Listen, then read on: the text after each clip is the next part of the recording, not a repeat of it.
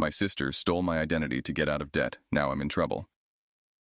Hey everyone, I'm in a mess and could use some advice. So here's the deal. My name is Jason, and I'm 32. I'm writing this because I recently discovered that my sister, Emily, has stolen my identity. Yep, you read that right. It started with some weird financial notifications and has spiraled into a full-blown nightmare. I'm still in shock, trying to piece together how this all unfolded. Emily and I were always close growing up. She's 3 years younger than me, and we've shared a lot of life's ups and downs. We've both been in debt due to student loans and credit card issues, but we've always managed to support each other through it. Or at least, that's what I thought. I began noticing changes a few months ago when I got a couple of weird letters in the mail from banks I didn't recognize. At first I thought it was a mistake or just some spam. But then, the credit card statements started coming in.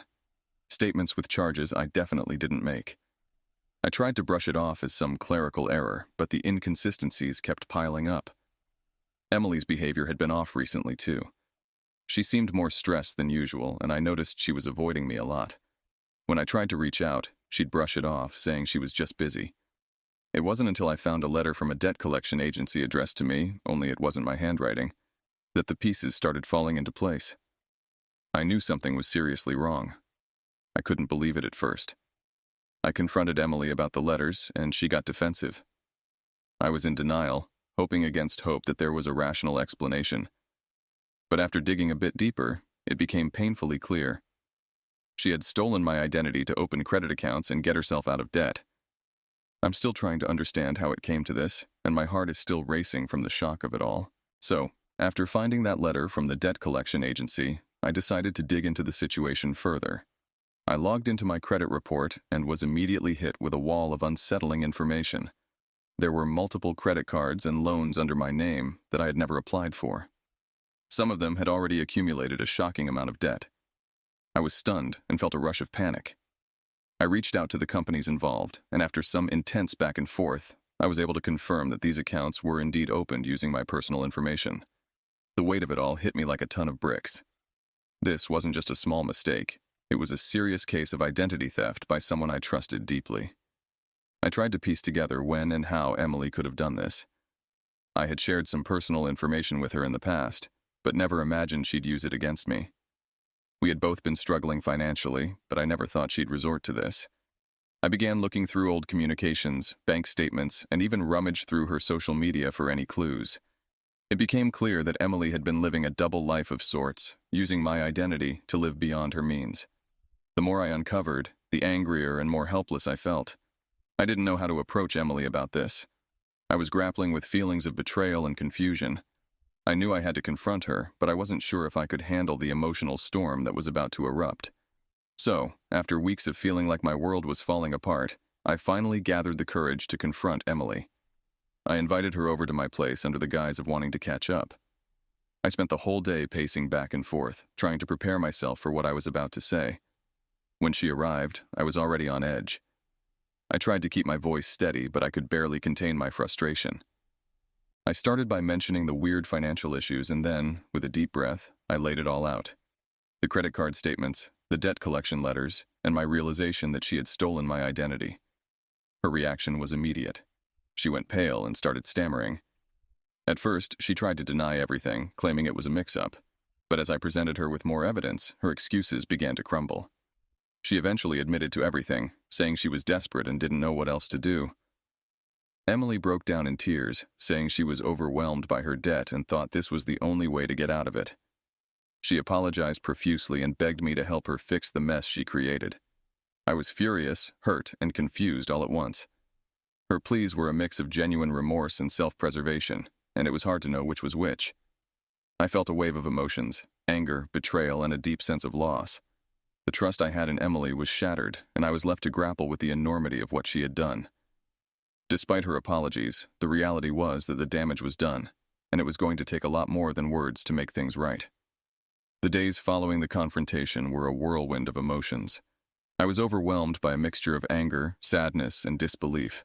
The betrayal cut deep. Emily wasn't just my sister. She was someone I thought I could rely on in any situation. Knowing that she had taken such a drastic and dishonest step to fix her problems left me feeling profoundly hurt. I spent hours on the phone with financial institutions, trying to clean up the mess she had created. Each call felt like another reminder of the breach of trust and the personal invasion I was experiencing. My credit score had taken a hit, and I was dealing with the fallout of her actions. The financial stress was compounded by the emotional toll of knowing that someone so close to me had done this. I found it hard to focus on anything else. Work was a struggle, and I was constantly preoccupied with the situation. I'd catch myself replaying the moments of the confrontation over and over, questioning if there was something I missed or if I could have handled things differently. Emily tried to make amends by cooperating with me to resolve the issues, but her efforts only highlighted the depth of the damage. It was clear that she was deeply remorseful, but I struggled to reconcile her guilt with the severity of her actions. I felt a mix of empathy and resentment. Empathy for her struggles and resentment for the way she chose to deal with them. As time went on, the emotional weight didn't lift easily. I had to grapple with the reality that rebuilding trust would be a long and difficult process, and that our relationship might never be the same again. The emotional scars were just as significant as the financial ones, and I was left wondering how to move forward from this painful revelation. After the emotional storm settled a bit, I knew I had to make some tough decisions. The immediate priority was dealing with the financial fallout and trying to restore my credit. I started working with a financial advisor to clean up the mess and get my credit score back on track. It was a lengthy process, but I was determined to fix the damage as best as I could. As for Emily, the situation was more complicated. She was genuinely trying to make things right by helping me with the financial cleanup and offering to make restitution. But even though she was taking steps to remedy the situation, I wasn't sure if I could fully trust her again. The damage she had done to our relationship was profound, and I needed time to figure out how to move forward. I made the difficult decision to set some boundaries. I told Emily that while I appreciated her efforts to help fix the financial issues, we needed to take a step back from our relationship. I needed space to process everything and to focus on rebuilding my own life. It wasn't a permanent end to our relationship, but it was clear that things needed to change for a while. During this time, Emily worked on paying off the debt she had accumulated in my name, and I began to see some progress. We occasionally communicated, but the interactions were more about the practicalities of dealing with the financial mess rather than personal matters. It was a tough period of adjustment, and I was still grappling with my feelings of betrayal and the impact on our family dynamic. As I navigated through this period, I sought therapy to help process the emotional impact and to gain clarity on how to move forward. It became evident that healing from such a deep breach of trust would take time and effort. I was committed to working through the pain and rebuilding my life, even if that meant reevaluating my relationship with Emily and setting clear boundaries for the future. Months passed, and the financial situation slowly started to stabilize. My credit was gradually improving, and the debts Emily had accrued in my name were being resolved. However, the emotional wounds took longer to heal. The process of rebuilding trust and understanding how to move forward was challenging. I continued seeing a therapist, which was incredibly helpful in processing my feelings and gaining perspective. It helped me understand that while Emily's actions were deeply hurtful, they were also a result of her own struggles and desperation. This insight didn't excuse her behavior, but it did offer some context. I began to cautiously reopen communication with Emily. We started having more honest conversations about what had happened and how we both felt. Emily was genuinely remorseful, and her attempts to make amends were earnest. She had been working on her financial issues and had taken steps to address her own problems more responsibly. Rebuilding our relationship was a slow process. We set new boundaries and agreed to focus on rebuilding trust gradually. It wasn't about forgetting what had happened, but about finding a way to move forward with a new understanding of each other. I had to come to terms with the fact that our relationship would never be the same, but there was potential for a different, perhaps stronger connection built on new foundations. We started spending time together again, but it was clear that things had changed. Our interactions were more cautious, and we were both more aware of the boundaries we needed to respect. The road to reconciliation was long and filled with moments of doubt and difficulty, but it was also filled with small steps toward understanding and healing. In the end, the journey through this crisis taught me a lot about forgiveness, boundaries, and the complexities of family relationships. It was a painful experience, but it also offered valuable lessons about trust and the importance of addressing issues directly. As time went on, I began to adjust to the new reality of my relationship with Emily. It wasn't easy, and there were moments when I felt overwhelmed by the emotional weight of what had happened. But I was determined to find a way to move forward and create a new dynamic with my sister. One of the biggest adjustments was learning to communicate more openly with Emily. We had to navigate a new way of interacting, one that acknowledged the past but didn't let it dominate our conversations. This required a lot of patience from both of us. We worked on rebuilding our communication skills and finding common ground, even if it was just small talk at first. We also had to deal with the practical aspects of her financial mistakes. Emily was diligent about keeping up with her part of the restitution and was open about her progress. It was a relief to see her taking responsibility, and it helped ease some of the tension between us. However, every time we talked about finances, I was reminded of the betrayal, making it hard to fully relax around her. Our family dynamic had shifted as well. Other family members were aware of the situation to some extent, and their reactions varied. Some were supportive, while others struggled to understand the depth of the betrayal. Navigating these different perspectives added another layer of complexity to the situation. Despite these challenges, there were moments of genuine connection between Emily and me. We started sharing more about our lives and supporting each other in ways that we hadn't before. It was clear that the bond we had was still there, but it was now tempered by the reality of what had happened. Rebuilding trust is a long and ongoing process, and there were times when I questioned if it was possible to fully restore our relationship. But I remained committed to working through it, understanding that while the past couldn't be changed, the future was still open to new possibilities.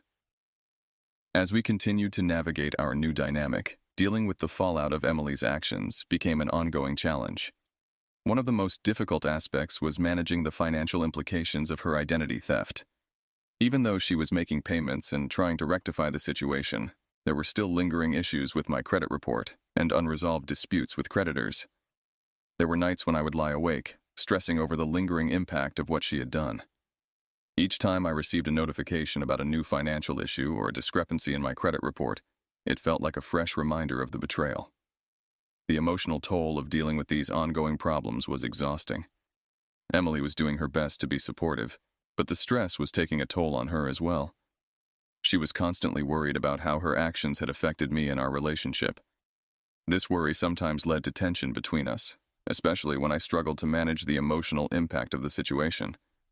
To cope, I started setting clearer boundaries and expectations for our interactions. We agreed on specific times to discuss financial matters and made sure to keep those conversations focused and constructive.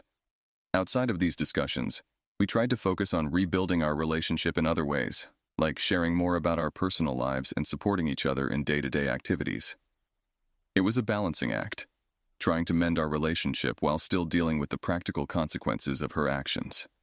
I found solace in small victories, like successfully resolving a dispute or seeing improvements in my credit score. These moments provided a glimmer of hope and reminded me that progress was being made, even if it was slow. As the months went by, I learned to manage my expectations and accept that recovery would be a gradual process. The road to rebuilding trust and restoring my financial stability was long and arduous, but I was committed to seeing it through. It was a period of intense personal growth and reflection, and I hoped that eventually we would find a new equilibrium in our relationship. As the situation with Emily continued to evolve, the strain on my personal relationships became increasingly apparent. The emotional weight of the situation began to affect not just my relationship with Emily, but also my interactions with others, including close friends and my partner, Laura. I noticed that I was more withdrawn and irritable than usual. The constant stress of dealing with financial issues and the betrayal had a ripple effect on my interactions. Friends who used to be a source of comfort and distraction now found themselves in the middle of my personal drama, and I struggled to maintain the same level of enthusiasm and engagement with them. Laura, who had been a supportive presence throughout this ordeal, also felt the strain. She had been incredibly understanding, but the ongoing emotional turmoil was taking its toll on our relationship. We had several late-night conversations where I vented my frustrations and fears, and while she was always there to listen, it was clear that the situation was testing our relationship in ways we hadn't anticipated. I realized that I needed to make a conscious effort to maintain the balance between addressing the fallout from Emily's actions and nurturing my other relationships. It was important to carve out time for myself and for Laura, ensuring that we were still connecting on a personal level despite the challenges we were facing. To address these issues, I started setting aside time for self-care and relationship-building activities. I made an effort to engage in hobbies and activities that helped me unwind and regain some sense of normalcy. I also worked on being more present and attentive in my interactions with Laura, ensuring that our relationship remained strong despite the external pressures. It was a difficult adjustment, but it became clear that managing the strain on my personal relationships was an essential part of the healing process. By making these efforts, I hoped to rebuild not just my relationship with Emily, but also the connections that had been affected by the fallout. As we approached the 1-year mark since discovering Emily's identity theft, there were signs of progress and a glimmer of hope. The financial situation was slowly stabilizing, and my credit was showing improvements. Emily had been consistent in her efforts to make restitution and was more transparent about her own financial recovery. We had regular check-ins to review the progress on resolving the financial issues, and these meetings, though initially tense, began to feel more constructive. Emily had also sought financial counseling to address her own issues and was taking steps to avoid similar problems in the future. Her commitment to making things right was starting to feel genuine, even if the scars from her actions were still fresh. In addition to the financial progress, I began to see small, positive changes in our relationship. Emily and I started to have more open and honest conversations, not just about the past, but also about our hopes for the future. We began to reconnect on a personal level, sharing more about our lives and interests beyond the crisis we had endured.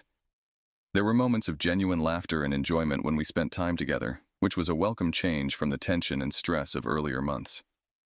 These small victories helped me see that while the damage was significant, there was potential for rebuilding our bond. It was a slow and careful process, but it felt like we were moving in the right direction. Laura and I also found a renewed sense of stability in our relationship. We had made it through the toughest parts of the ordeal, and our efforts to reconnect and support each other were paying off. We started planning more activities together, focusing on strengthening our relationship and enjoying the moments of normalcy that had become so precious. While the road to full recovery was still long and uncertain, these positive signs provided a much-needed boost. It felt like we were beginning to emerge from the shadow of the crisis, and were slowly but surely finding our way back to a more balanced and hopeful place. Rebuilding trust with Emily was proving to be one of the most challenging aspects of our journey. Despite the progress we had made, the breach of trust was not something that could be easily repaired. Each step forward seemed to be accompanied by a reminder of the past, and finding a new equilibrium was a slow and cautious process. One of the key elements in rebuilding trust was establishing new patterns of behavior. Emily was working hard to be transparent and accountable in all her actions. She was open about her financial situation, regularly updating me on her progress, and making a conscious effort to rebuild her credibility. For my part, I was working on letting go of some of the lingering resentment and being more open to rebuilding our relationship. This wasn't easy. There were still moments when old feelings of anger and betrayal resurfaced. However, I was committed to the process and understood that it required patience and perseverance. We decided to attend family therapy sessions together, which provided a structured environment for addressing our issues. The therapist helped us navigate our emotions, improve our communication, and work through the complexities of our relationship. These sessions were often emotionally intense, but were crucial in helping us understand each other better and develop strategies for moving forward. Our interactions began to shift as we implemented the tools and insights gained from therapy. We were more mindful of each other's feelings and needs, and we made an effort to celebrate small successes and improvements. While the process was far from perfect, there were moments when I felt a renewed sense of connection with Emily. Rebuilding trust also meant setting new boundaries and expectations. We agreed on clear guidelines for our interactions and made an effort to respect each other's space and privacy. This helped create a more positive and respectful environment where we could gradually rebuild our relationship on a foundation of mutual understanding. It was clear that rebuilding trust would be an ongoing process, and there were no quick fixes. But as we continued to work through our challenges, I began to see the possibility of a new, more resilient relationship with Emily. The journey was far from over, but the progress we were making offered a glimmer of hope for the future. Just as things seemed to be stabilizing, we hit an unexpected setback that tested our resolve. A new issue emerged with one of the creditors who had not been properly informed about the restitution arrangements. They contacted me with a new collection notice for an account that Emily had neglected to address. The timing was particularly difficult, coming right after a particularly positive family therapy session where we'd made great strides. The news of this new problem felt like a punch to the gut, and it triggered a wave of frustration and disappointment. I had hoped that we were turning a corner, and this setback made it feel like we were back at square one. Emily was devastated by the news and felt a profound sense of failure. She had been working so hard to make amends and was deeply frustrated by this unforeseen complication. Her reaction was a mix of guilt and desperation, and it was clear that the setback was taking a heavy emotional toll on her. This new issue also reignited some of the old feelings of mistrust and resentment in me. I found myself questioning whether the progress we had made was enough, or if we were destined to keep facing hurdles. The renewed stress affected my mood and interactions with Emily, and it was challenging to stay positive. In response to this setback, we had to reevaluate our approach. We sought additional help from a legal advisor to address the creditor's claims and to ensure that all aspects of the financial restitution were properly handled. It was another layer of complication, but we needed to tackle it head-on. During this period, I had to remind myself of the progress we had made and the importance of continuing to work through our challenges. I took time to reflect on the setbacks and reassess our strategy for moving forward. It was a difficult and disheartening moment, but I knew that giving up wasn't an option.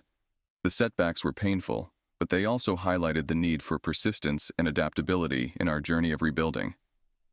In the wake of the latest setback, I found myself at a crossroads.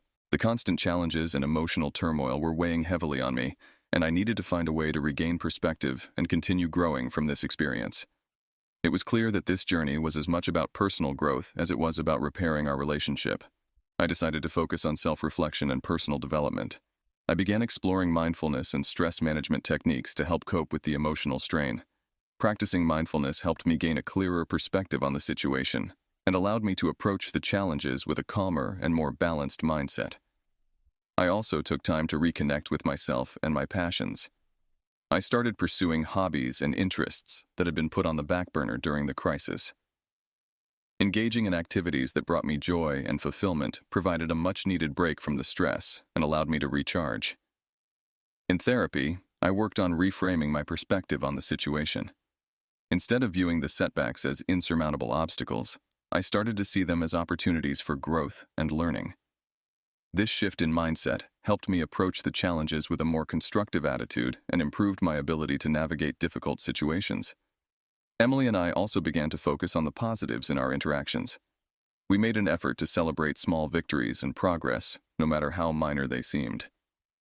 These moments of celebration helped build a sense of shared accomplishment and reminded us of the strides we were making, despite the setbacks. Our family therapy sessions continued to be a valuable resource. They provided a space for us to address our feelings, discuss our progress, and set new goals for our relationship. The sessions became a cornerstone of our efforts to rebuild trust and navigate the complexities of our situation.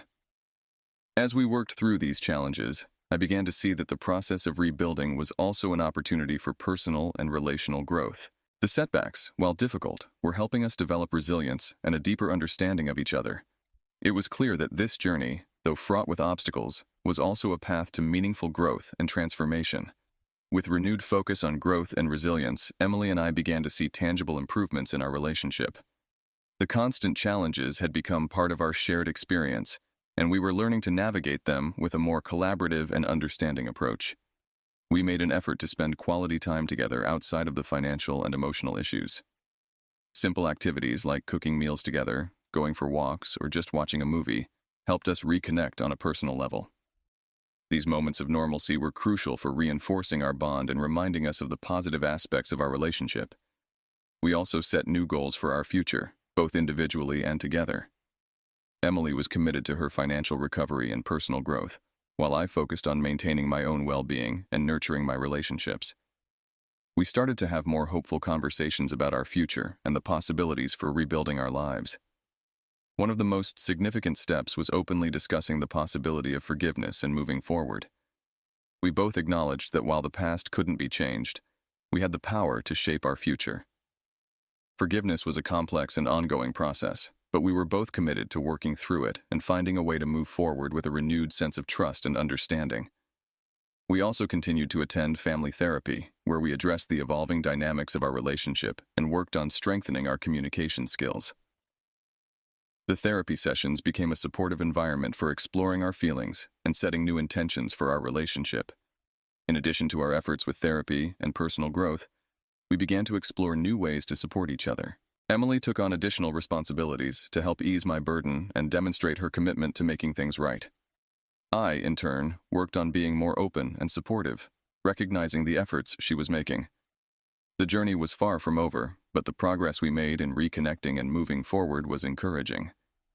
We were slowly building a new foundation for our relationship, one that acknowledged the past, but also embraced the potential for a more positive and resilient future.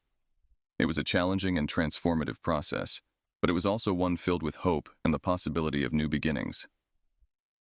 As we reached the end of the year since the crisis began, I took some time to reflect on the journey Emily and I had undergone. It had been an arduous path, filled with unexpected setbacks, emotional upheavals, and moments of profound growth. Despite the ongoing challenges, there was a sense of accomplishment in how far we had come. Our relationship had undergone a significant transformation. While the betrayal and its consequences had left lasting marks, we had also learned a great deal about each other and ourselves. The experience had tested our resilience and forced us to confront difficult truths, but it had also brought us closer in ways we hadn't anticipated. Emily and I had made strides in rebuilding trust and communication. We were more mindful of each other's feelings and needs, and our interactions were marked by a new level of openness and honesty.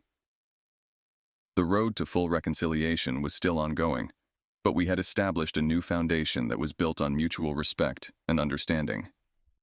Personally, I had grown in ways I hadn't expected. The experience had taught me about the importance of self-care, the value of resilience, and the need for setting boundaries. It had also reinforced the significance of forgiveness and the power of working through difficult situations with patience and compassion. Looking back, I felt a mix of relief and pride.